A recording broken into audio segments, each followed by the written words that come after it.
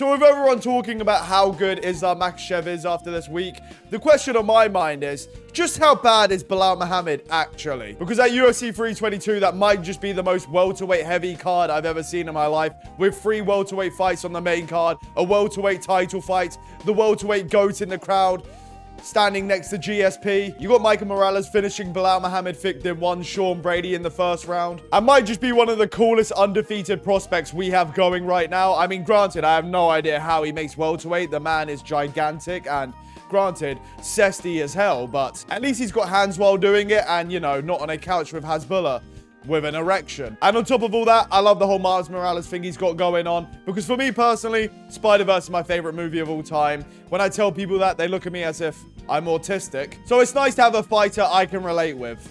Just, you know, not the cesty part. And then we had a moment that really captivates the quote, that is, don't cry because it's over, smile because it happened. And no one was smiling more than Leon Edwards getting knocked out than Leon Edwards. I'm sorry, because, listen, I'm a Leon Edwards fan. I'm a biased fan. The Jamaicans watching, they know, like, we can relate. The British and Jamaican fans, we know how frustrating it's been being an Edwards fan.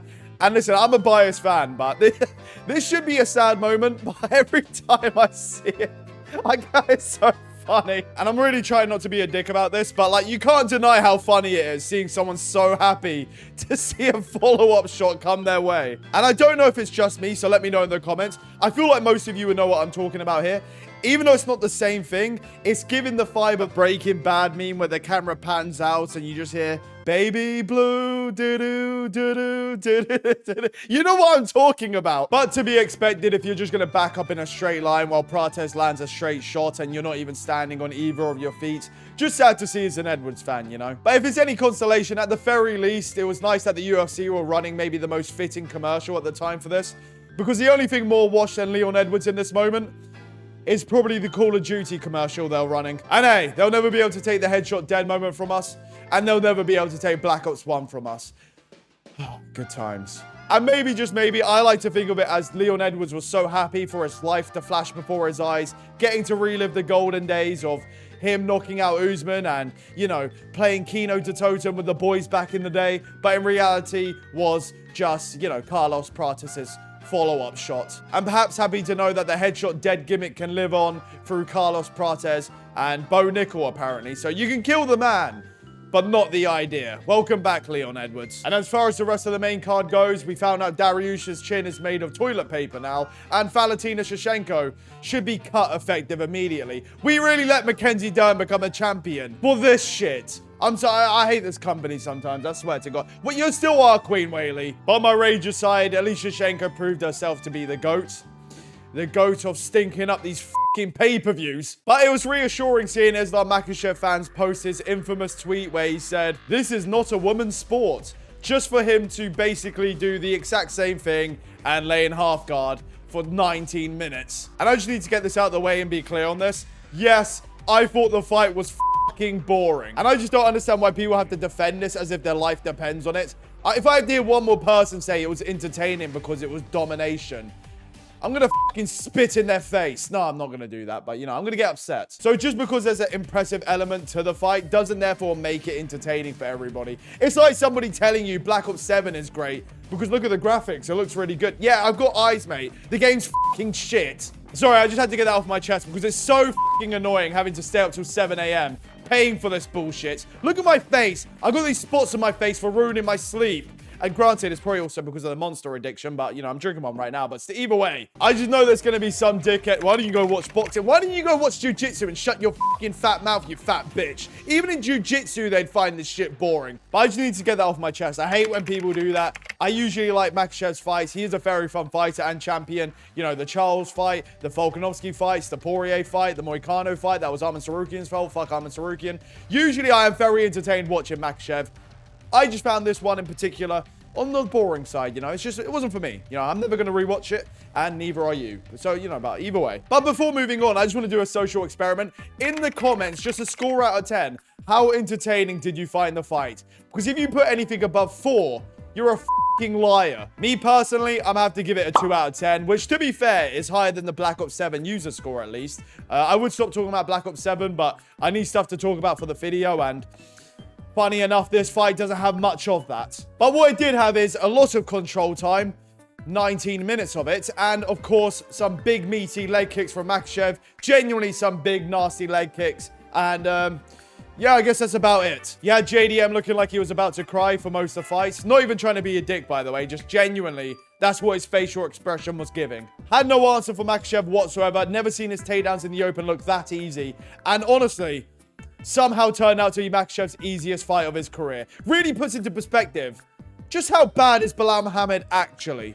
And as similar as it may be to the Khamzat Chimaev DDP fight, I have the same sentiment, that is, two things can coexist. It can be boring and incredibly impressive at the same time.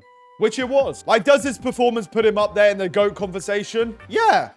Am I not going to rewatch this fight to the day I die? Yeah. And I say all that as a fan of both guys. If anything, I probably have more bias towards my fellow European, Makhachev. And whether you're a fan or a hater of Makhachev's, there's no denying the fact. This is just straight aura. Because I've been seeing a lot of people say, well, he's not actually double champion because he doesn't have the lightweight title. He defended the lightweight title and won the welterweight title this year. This shit's aura. Not to mention the fact it's not really his fault the UFC was so desperate for an event at UFC 317 that they had to make him drop the belt so Topuria can fight for it. Not as if that stopped the UFC from still promoting it as if he was the active lightweight champion at the time. But either way, Islam Makhachev now joins an elite club of legends.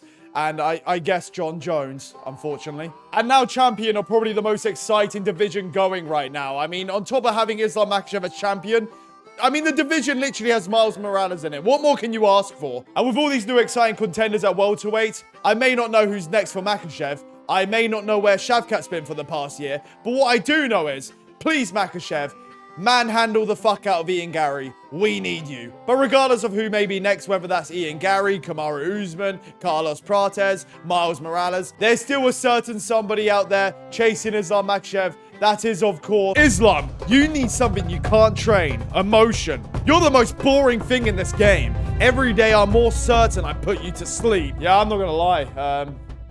I think we're good on that, to be honest. Somehow Makhachev looks so dominant that we don't even need the biggest fight that the UFC could put on right now. I don't really need to see Ilya get bullied any more than he has been after this divorce, you know. To be fair, I gotta give Ilya a break. It might just be some pent-up aggression after, you know, Georgiana left us and took our kids, you know. And let's not even mention the fact how big Creatine Makhachev looked in the fight. God only knows what the difference will look like with Ilya welterweight. But if Ilya Topuria wants to move all the way up to fight Makhachev, then who are we to stop him, really? Maybe divorce Topuria versus Creatine Makhachev is the fight we need for 26. Unfortunately for Makhachev, looking as good as he does at welterweight, maybe just prolonging his career a little bit longer because the clock was ticking.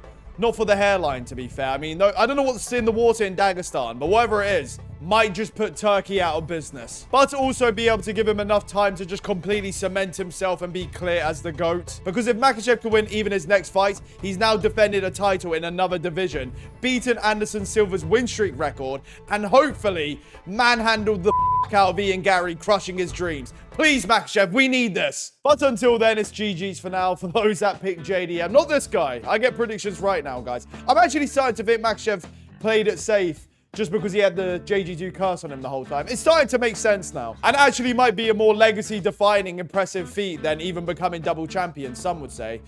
Probably no one, but... So congrats to Team Makhachev for the JDM win. And how could we forget the main event of the evening, the Dylan Dennis win? And that's no joke either. I mean, even the commentary team were more interested in the brawl going in the back. And I'm not picking sides in this altercation, but what I will say is, one, you know, most action we got past the title fights. But two, just seeing Dylan Dennis behind this barrier with his bright-ass Where's Waldo looking red Converses in the air as if he's fighting Bugs Bunny. While you got Conor McGregor at home sobering up watching Dylan Dennis get jumped yet again by Team Khabib at a UFC event. Just was a nice little funny addition to the event. Not the funniest moment, mind you, but, you know, funny nonetheless. So to conclude, as we already knew, yeah, turns out Makhachev is very good. Turns out training with Aiden Ross might be the best base for MMA. I still hate Ian Gary and Black Ops 7. And Belal Muhammad's resume is aging like a fine milk, if that milk was left in the sun for 3 weeks. But nothing a win over Ian Gary can't fix, so Belal, please, we need you! Sign up to my boy's YouTube channel,